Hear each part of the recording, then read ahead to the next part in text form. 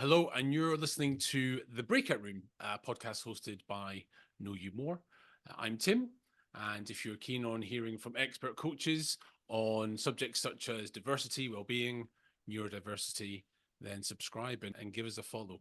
Today, I'm joined by Alicja Nocon, and she will be sharing with us some of her expertise around neurodiversity and something special, really, I think, in terms of this one for me, and we spoke about this before, is that Lisa's actually my coach, and we'll be sharing some of our experience together as she supported me through my late diagnosis with ADHD. But first, Alicia, do you want to say hello and introduce yourself? Yes, absolutely. And I never know where to start because there's so many places you can start, but I'll just start, Go with right? it. Yeah, so my name's Alicja Nocon and I'm a professional coach. I'm accredited as a senior practitioner with the European Mentoring and Coaching Council.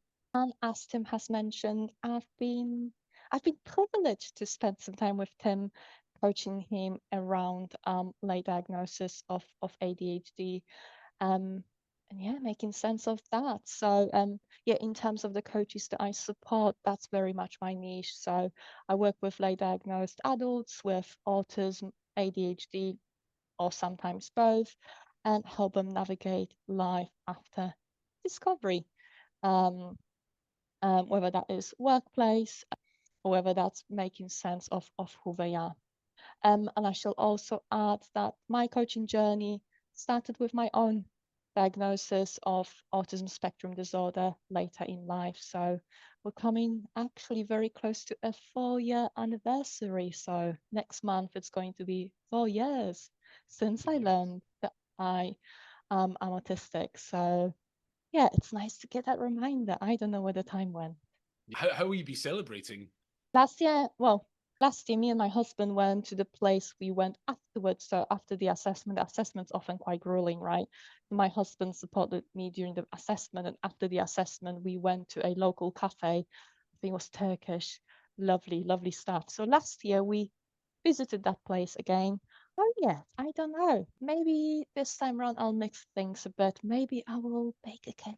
Who knows? Bake a cake. But I will definitely be celebrating it because it's Yeah. certainly a reason. I think it's an event that should be celebrated. Yeah. Yeah, and that's how yes, you and I kind of came together. Of course, we knew one another before my kind of diagnosis.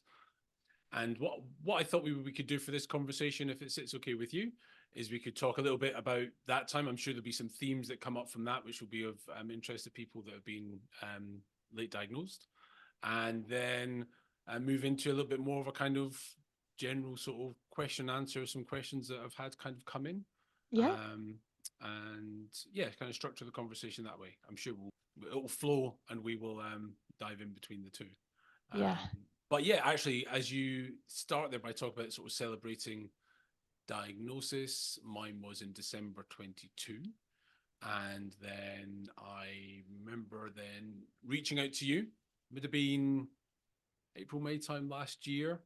And at that moment in time, I was probably in 6 months into sort of having the diagnosis, coming to terms with what that meant. And there were some real themes for me, I think, that were coming up around that, which were around the labeling, I guess.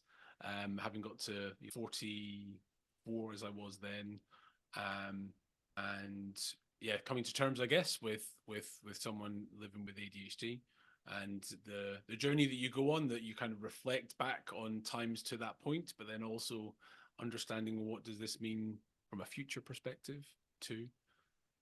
And, but it also made a lot of sense of masking, and something that had really challenged, I think, my mental well-being, um, exhausted me, fatigued me for quite some time.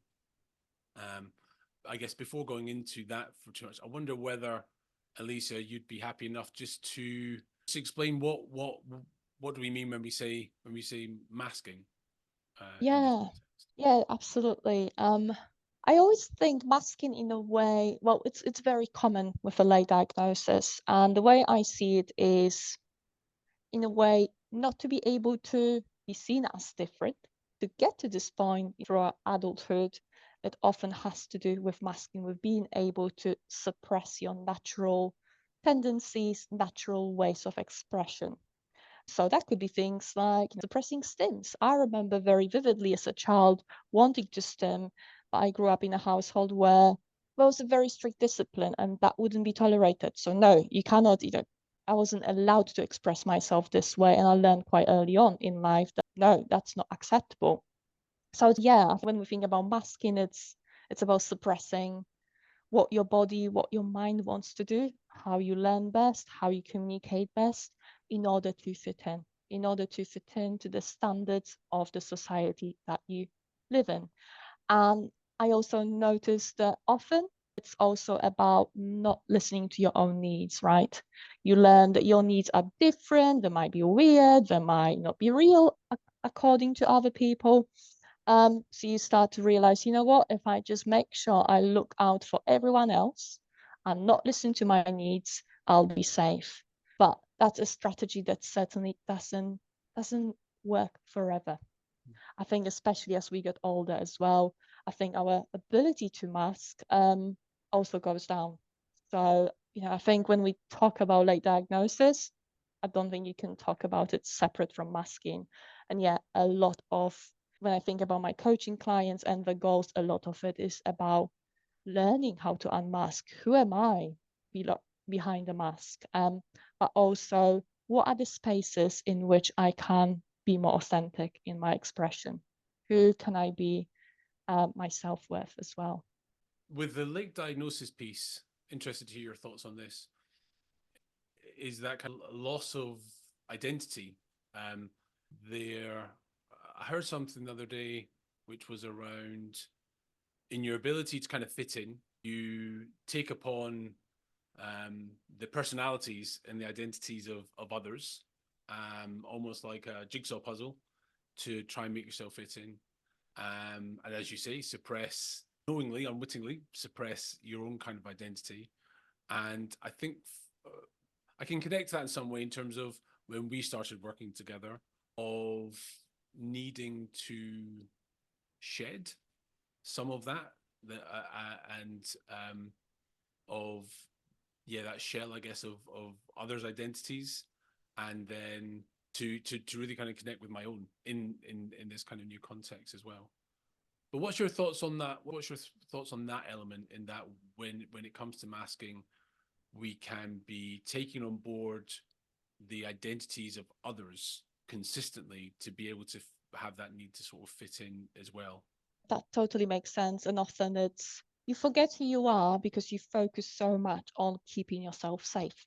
And I suppose imitating other people, imitating the behavior, the way they speak, the hand gestures, the smile, that's something that keeps us safe, but it can leave us disconnected from who we are. And you'll also see it in research as well, that actually there is quite a big overlap in terms of, well, I would say both the symptoms between the borderline personality disorder, BPD, and autism and ADHD, as well as high rates of misdiagnosis. So people who are in fact autistic, ADHD, getting the BPD diagnosis because they come visit their GP, and they say, yeah, I feel like I don't have a strict sense of my personality, of who I am, and I have these massive mood swings.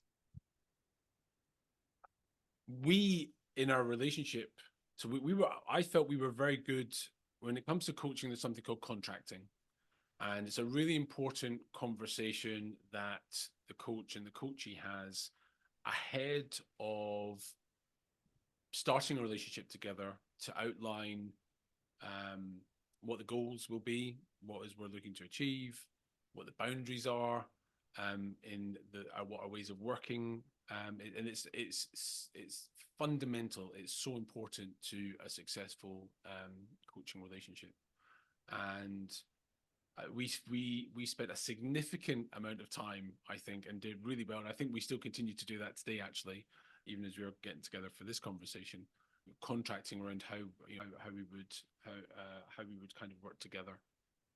And had a lot of success there. And I'd just say, you know, we were perfectly set up for the relationship. We were in a really good place. But actually, what we found was that there were elements of masking that still, even though we'd done all this work, we'd had all these conversations, there was a real richness that we were making beautiful progress together.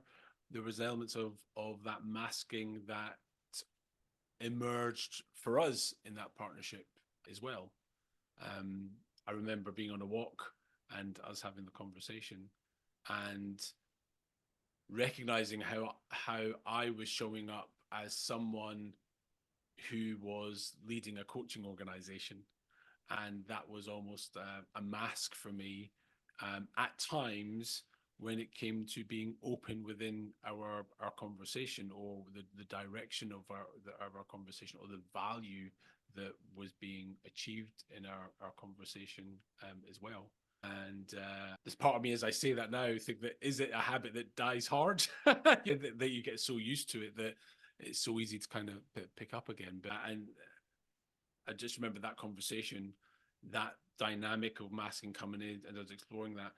We didn't go into too much further detail at the time, but I wondered since then whether you'd had any reflections about that conversation that we had, and if you identified in any way of whether that just be myself or also in yourself when it came to masking within our coaching relationship. So I'll start from a different angle and come back. So I think in general, when I work with my clients, they often come to the partnerships masking heavily. They often even will tell me, I'm really nervous. I'm like, that's good. That's fine. You should be. You don't know me. I'm a stranger. You should feel nervous. And also, I imagine there's quite a high stake. They want to get a lot out of the conversation, a lot out of the coaching partnership. So it makes sense that they feel nervous about it. And quite often they will mask. A lot of the first conversations definitely focus on things like, and sometimes I actually even said in contracting during the first chemistry session, I say, very likely you'll come here thinking, what does Alicja want? How can I be a good coachee? How can I keep her happy? And I'll say, that's fine. That's gonna keep you safe. However, with time, I hope we can get past it. We can unmask, especially I would say the coachee in this situation. I'm quite comfortable being who I am. So yeah, and I do explain, as we get to know each other, we'll start to trust each other more.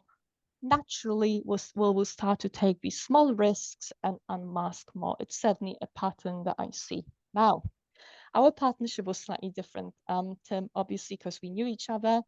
And because effectively you recruited me in to know you more. So I felt I definitely had quite a lot to lose here, right? And yeah, I remember when you contacted me, I think it was this massive, I don't know, imposter syndrome or rejection, fear of rejection that kicked in. But honestly, I was really amazed by what my mind told me. My mind said, you know what, now Tim is going to find out what an awful coach you are, and you're not going to be with Know You More anymore. And I thought, huh, that is harsh. It's really harsh, but I had to work with it, you know.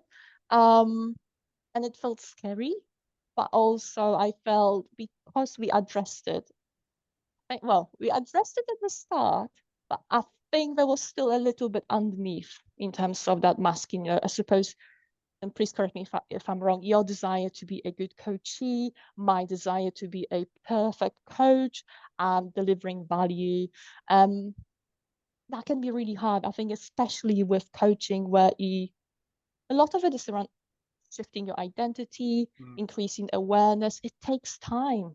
Yeah. You know, often the goals can feel slightly less tangible, Yeah. which also makes it harder to work with, especially for someone like me who likes to be able to see, yes, be able to see the value and be able to measure it, right? And we spoke, that was some, so there's something there that you've said there, Alicia, that when it comes to coaching with neurodiversity, that can be at play for the first kind of few sessions. So there's me thinking I was all special, but it's actually maybe just a quite a common quite a common trait when it comes to coaching. And I guess if I'm thinking about entering into a coaching relationship, something to be aware of as well, that it can just maybe take a little bit of time to be able to let go of some of those things and be able to sit authentically in that space. And then I think the other piece for me, which was really interesting, which was value, was our individual perception of value. And sometimes as coaches, there is a expectation that you should be working towards a specific outcome, and are we getting there, are we achieving that, etc., which is in many ways correct. I remember experiencing a huge amount of value just in having the space to explore these things together. There was a safety there for me. I think this is one of these things that kind of binded us together as well. There was a real sense of safety. There was a recognition or an assurance for me and this is why I had selected to work with you, of someone who held an awareness of what I may be experiencing, both so personally, but also through your work with others as well. And that didn't need to have a specific goal outcome. That in itself, that was providing me the space of awareness and growth and self-understanding to help me move in that sense of identity, as spaghetti-like as it was as a journey. So yeah, I think the perceived understanding of value as well, I think was important in our relationship too. And that's a really, really valid point that you're making as well. I think especially in a society that's so driven by targets, performance as well, right? I often feel that having very strict goals, very, smart goals, can actually make people, well, mask more, panic. They just want to meet the goal, right? Let's meet the goal because then I'm gonna look good, the other person looks good, everything looks good. But actually, what's behind the goal? So I think it's really important to go deeper. And maybe use goals lightly. I think certainly in our conversations, yeah, I think that's in conversations there have been tangents. I think the question is that diversion leading us in the direction that we want to go? So I think that's actually checking that I like to do as a coach. You popped in, as we were sharing the questions for our conversation today, you popped in a really nice one, which was around our ways of working together as an ADHD autism pair, and how we manage to work with our opposite needs. Yeah, can you share a little bit more about that and that question? Yeah, absolutely. I think in terms of autism and ADHD, it's a very interesting combination, as in there are certain traits or certain experiences that will be in common, but there are also needs that can be very different. So certainly for myself, I love certainty. I love clarity. I love clear boundaries. I love to know as much detail as I can as possible.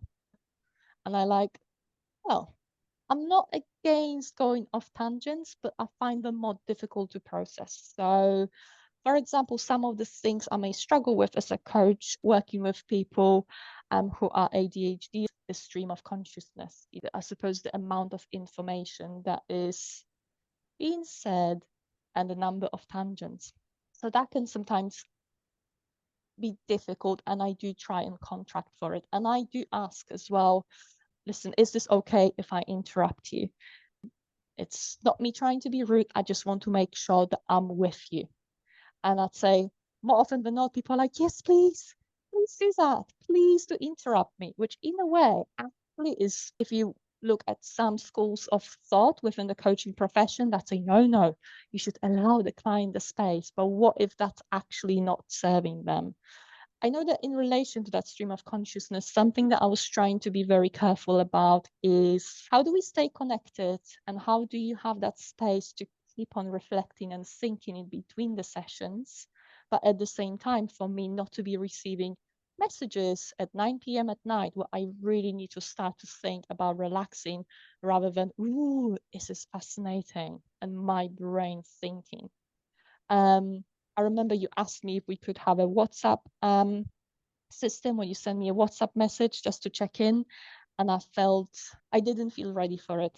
So what we did instead, we created this system of notes on Google Keep where both of us could communicate and share our thoughts, our stream of consciousness at a time that suited us. And again, I think one of the appreciations of our differences was I don't think I waited for you to ask me whether it was okay to cut me off. I think I actually requested it. I think I said, I'm very aware. If you were to ask me one question, we'd spend the hour me answering that one question. I'm very aware of the oversharing, the different tangents, the speed at which the brain's processing to say, keep it right, and how much I value that as well to be brought back to the original question, and also B, I would say, call me on my bullshit. Like, if I go on this is call me on it, and really kind of valuing the the challenge, the directness, the shift in perspective, and that working really well for me. I love a WhatsApp voice note. I do love a voice note because again, it's thinking and talk at the same time. It's kind of processing and but then having to hold an awareness of that impact on others. And so the kind of Google Note system worked really well. So I think I tried to do voice notes on that, but it didn't quite work from a technology perspective.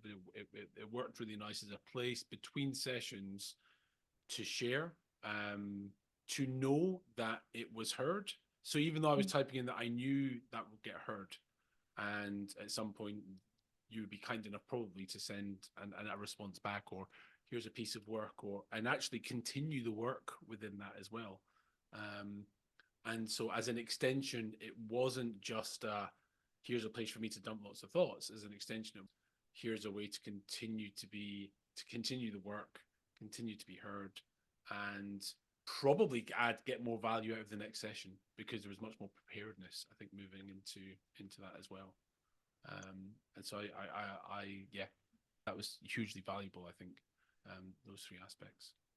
Yeah, and I think, from my perspective as well, after not seeing you for a couple of weeks, life can happen, things can change so Yes. quickly. It's nice to know for me what I can expect. Where are we going with it? Where are you right now?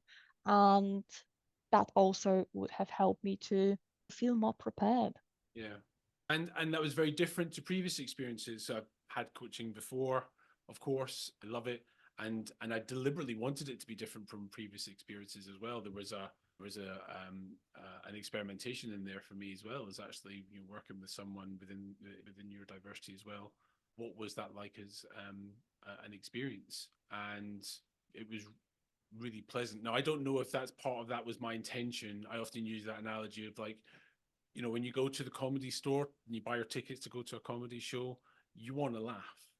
Like you pay your money, you want to laugh. So you're there ready to laugh. All the person's got to do is to tell a joke.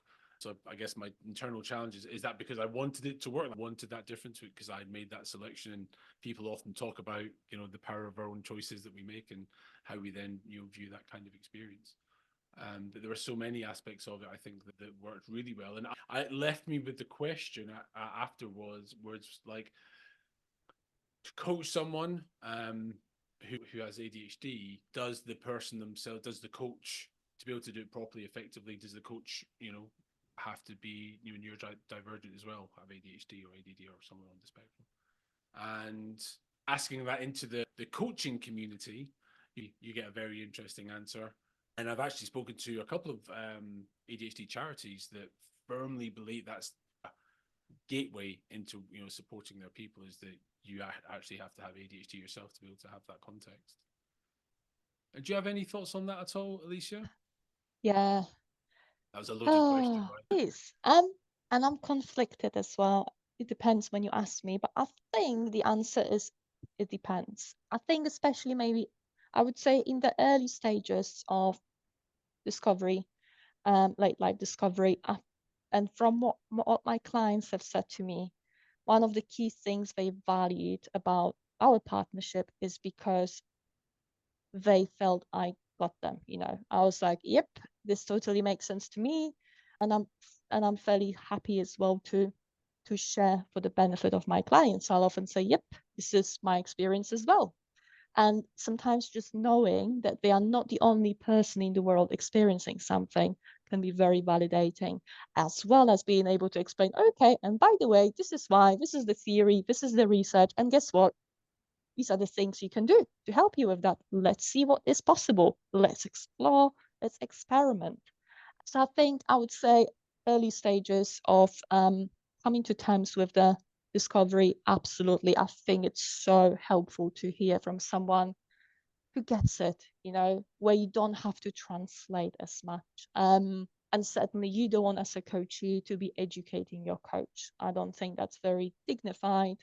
And I think that's why I also have seen in the coaching community so many more neurodiversity coaching courses. There's certainly more demand for it, and that realization that as a coach working with neurodivergent clients, having that education around neurodiversity is very crucial. Now, having said that, I also think if in terms of working with a coach that's neurotypical, so not ADHD, not autistic, and so on, I think that can be really helpful when you want a challenge, when you want a different perspective, right? I think can be really helpful if you are ready to, if you want to get that different perspective. But I think it's also very important for the coach to understand certain differences, whether that's in terms of processing, learning needs, different experiencing. I think as coaches, we are trained to be non-judgmental, which is great start, and we want to be kind and we want to be of service to the client. We don't want to assume, we want to question assumptions. So I think that's definitely a good start. So I think in short, it depends, but I would say there has to be that certain level of understanding. Now, whether you can get it from books or whether that's only something that's accessible through your own lived experience, I don't know. I don't want to answer that question. I think it's something to be pondered, and actually something that needs to be researched. That will be a wonderful piece of research. Yeah. In the context of our relationship and what we were exploring, in fact, we actually contracted around this as well, where you gave me the permission sometimes just to ask very mentoring questions, is actually to say, Alicia, what's this? And I'm experiencing this, what's that? There was a knowledge transfer at times that was kind of needed. And so for me, that probably had a greater degree of importance, your awareness of it in your context as well, your expertise. You asked me a nice question as to whether, because when we talk about coaching, and part of what we're trying to do here, these kind of conversations, is really just build the awareness of coaching.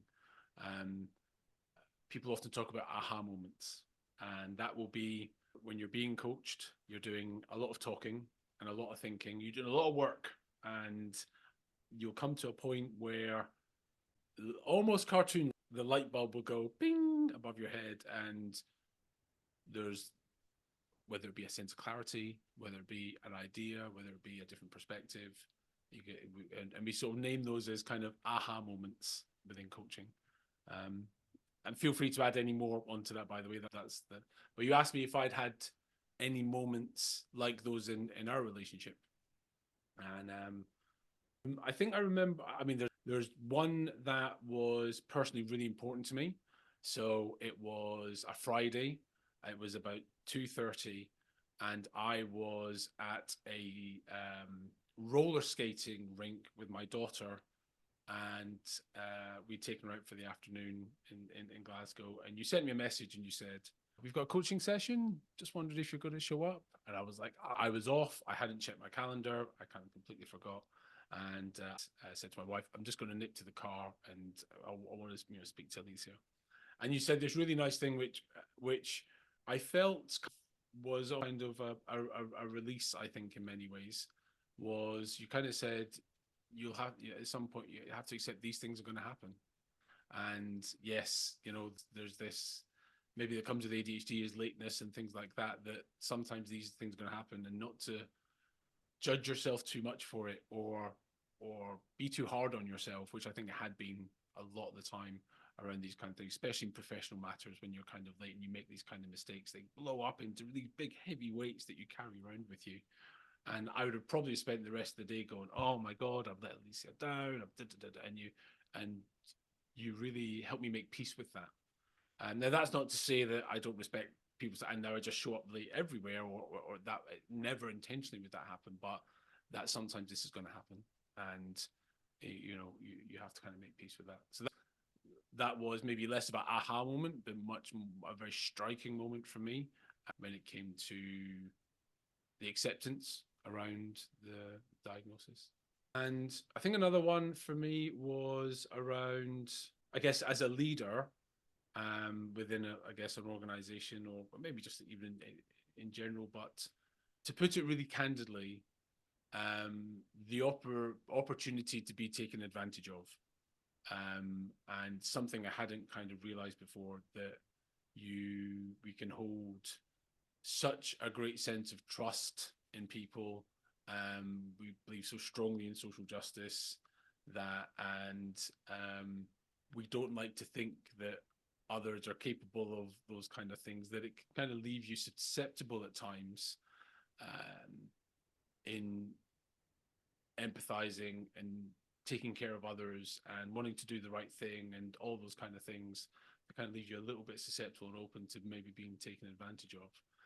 And that was, again, one of those, when we use were striking again, that was really quite sort of striking for me in terms of my ability to sort of manage relationships and in a business context as well, and really to be able to show up with, I wouldn't say strength.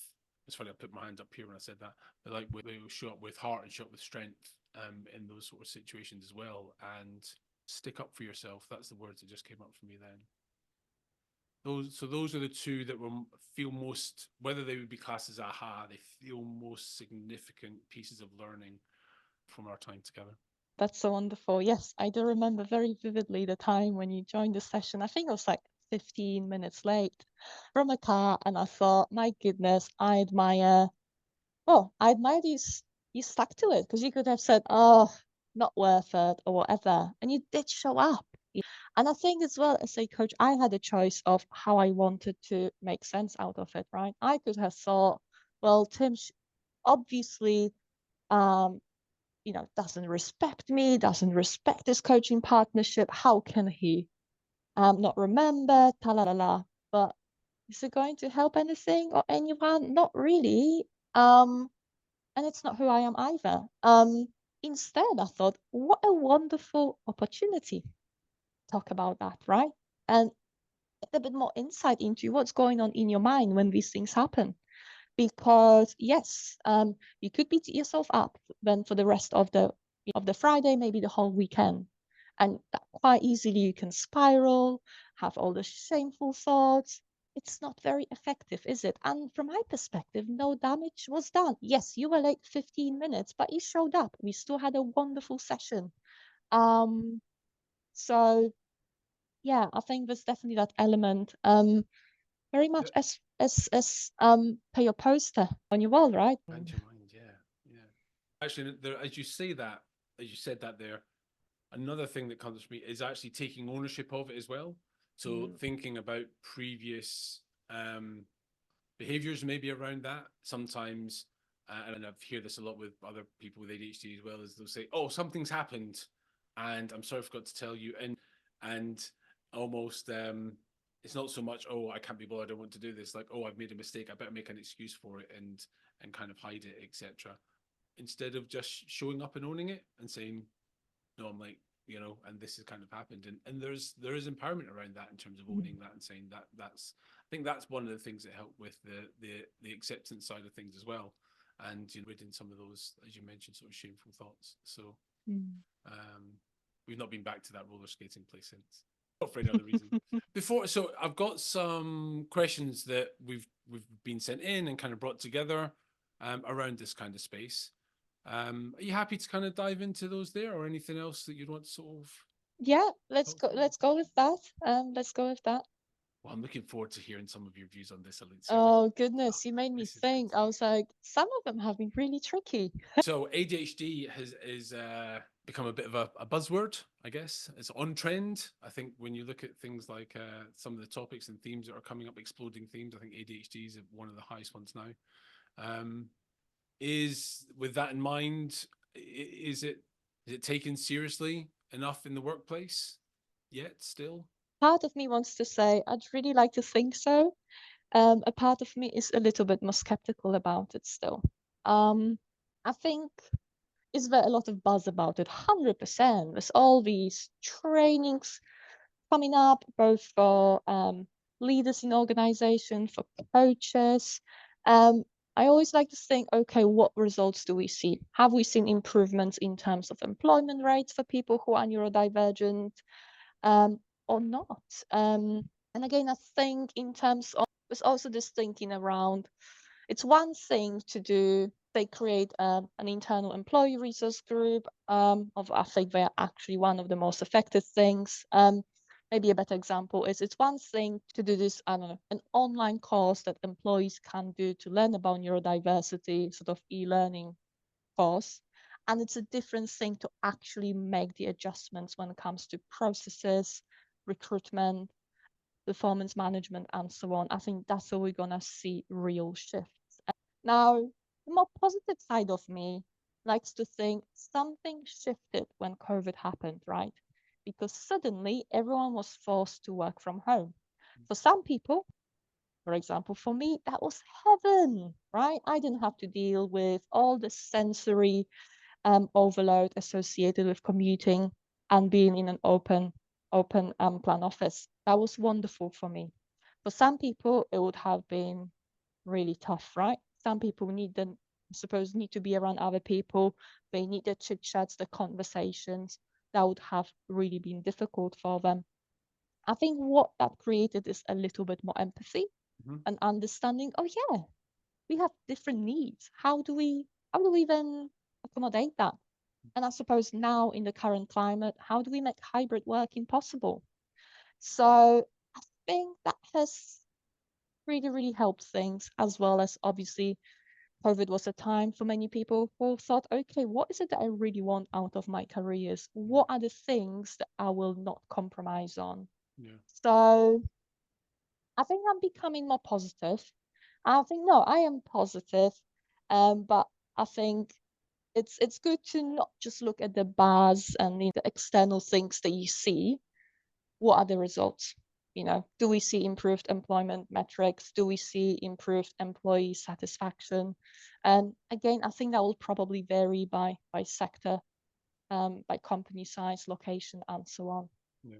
I enjoy that framing and I think you're right, actually. If I'm holding that more optimistic side, is much more attention being paid to people's needs. Mhm. And yeah, within that comes a whole spectrum of things, including ADHD. And if I'm a leader of a team, etc., and I have a member of my team who is maybe struggling with neurodivergence, ADHD. Let's go with ADHD. How might I support them? Ooh, how do you support them? How they want to be supported, I would say.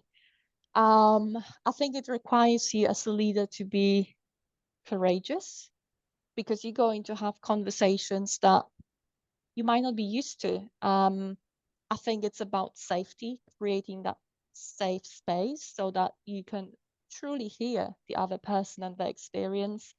Um, I think it's also about signposting and knowing where to access help. If I even look back at my own experience when I got my diagnosis, at the time I was working in a large organization, I asked my line manager, they didn't know. I went onto the internet, I typed neurodiversity, no results. And you know what? I didn't really want to go to HR, because it's not something that you can disclose and then say, oh, changed my mind, I recovered. No, this is sensitive information that stays there forever. And I wasn't ready to give it to them. Um, so signposting, I think that's why that I suppose that awareness is very crucial for line managers, especially around what support is available. And that could be more internal support, it could be external support. And again, there's a plethora of support out there, right? Whether that's internally or for other organizations, know you more, or certainly whether that's looking to other external providers, as well as looking at things like access to work funding, that can provide funding for support for people with disabilities that are already in employment. Yeah. When often we receive interest to supporting individuals with ADHD with coaching, And we end up having a conversation not just about how we're supporting the individual's needs, but what is the company doing, or what are the people that are surrounding that individual doing to help support their needs as well.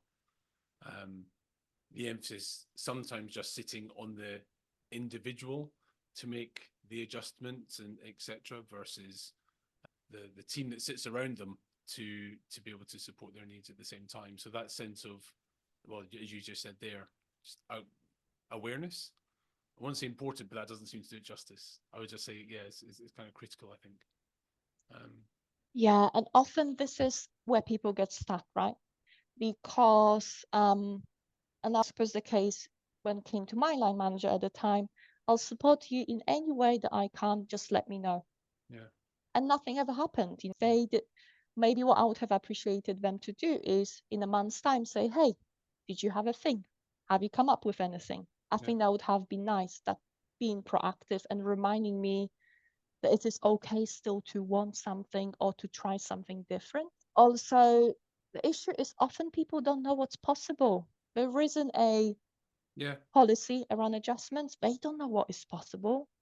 And that really stops them from asking in case they say something really unreasonable or dumb and so on. Again, it's a big risk to say, hey, this is what I want. And, it could be rejected. It's a huge risk. Equally, I think what employers sometimes still don't realize, the law is very clear. Employers should be proactive about any workplace adjustments. They often aren't. And I think it comes maybe from that fear. Well, if we tell people that they can request these things, then tomorrow everyone will ask us for it. I wonder if that's where it comes from. Yeah. And just coming back to your experience there in the workplace, with undiagnosed neurodiversity, I shared, I guess, some of my challenges that I faced in my kind of career around that as well. Yeah, what impact do you believe undiagnosed neurodiversity has in the workplace more widely? Huge. It's definitely a huge impact. And there's many of the threads we've already covered, right? So having to mask, Yeah. not knowing what you need, or maybe if you know what you need, not saying anything because you don't want to come out as the other, someone who's different, who has one special treatment, whatever you want to call it. And I lost the thread of thought. So, but yeah, so not knowing what you want or not wanting to say what you want over a longer period of time, it's going to impact on your mental health, on your well-being, confidence, and often at least burnout. So many people who reach out to me who want to have coaching say, listen, I got burnt out. I really need help now. And sadly, yeah, that's not the best place to start coaching. I would much rather they contacted me earlier and we could have started the work earlier. And I think in terms of, again, you're thinking about the individual. Obviously, an individual is a part of a team, part of an organization.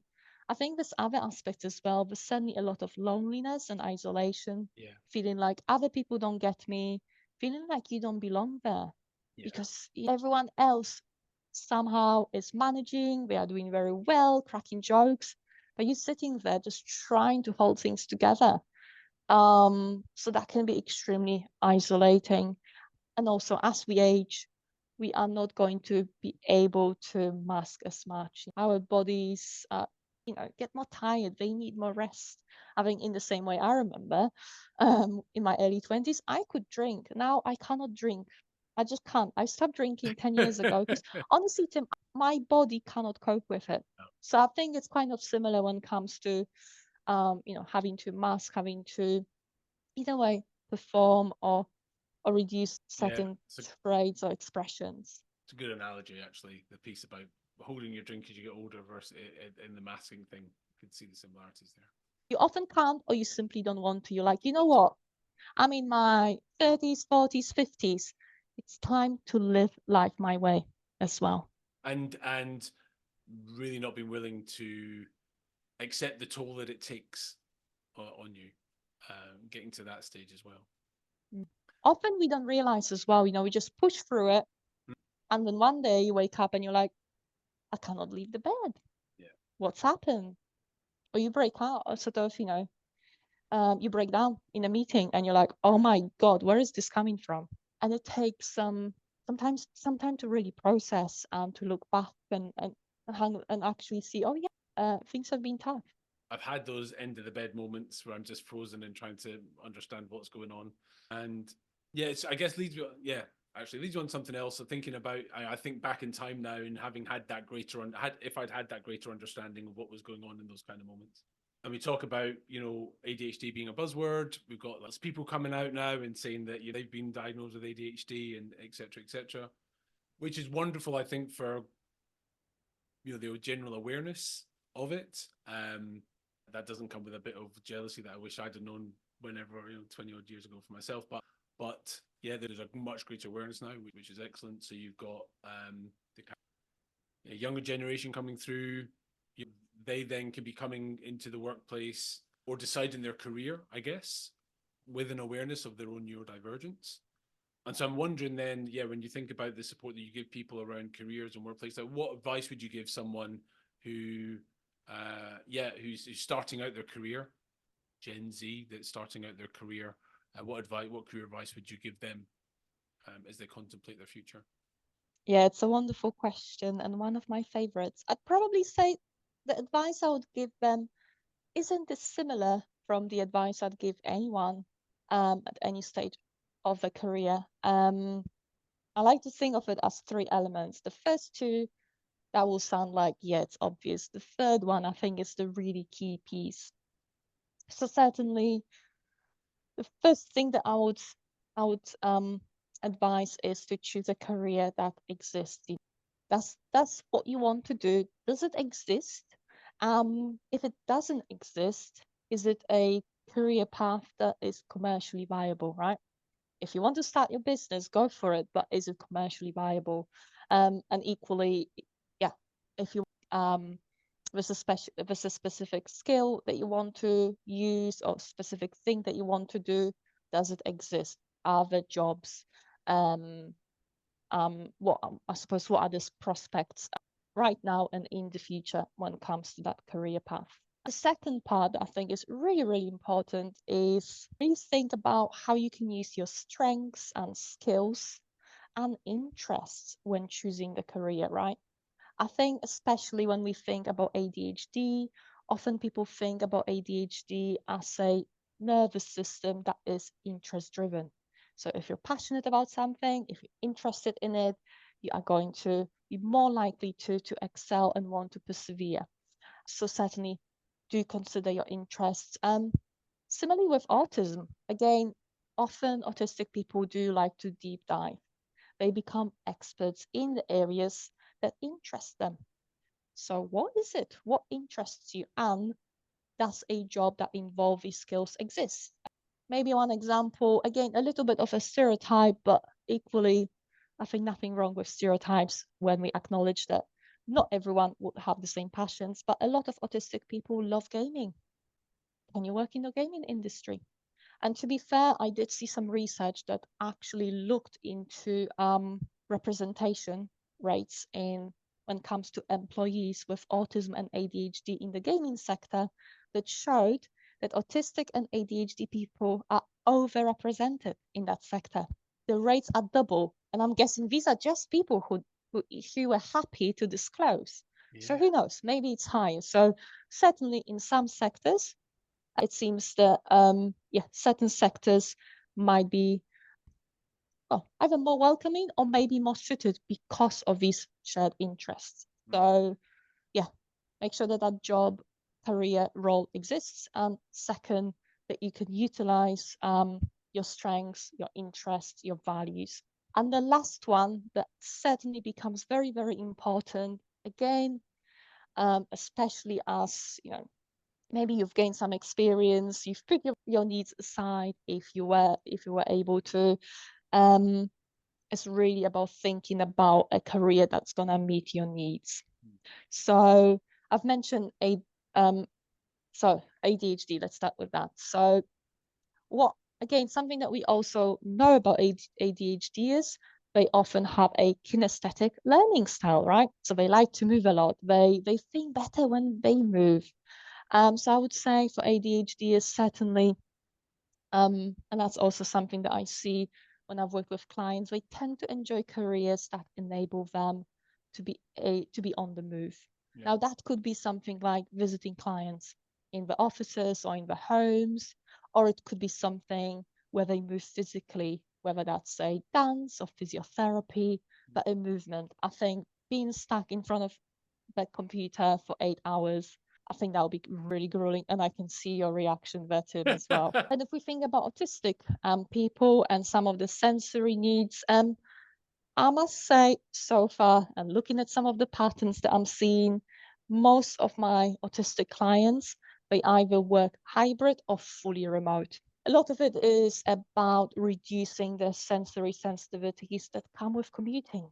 A lot of as well uncertainty because you don't know, there might be a strike tomorrow or trains might break down, and then you need to figure out how you're gonna get to work or get home. That can be really taxing. So yeah, that's certainly something that I've noticed many autistic people prefer to do. Now that's not to say that it is, I suppose, a rule, but it is something to be aware of and really to ask yourself, what in an ideal world, what would you like your working conditions to be like?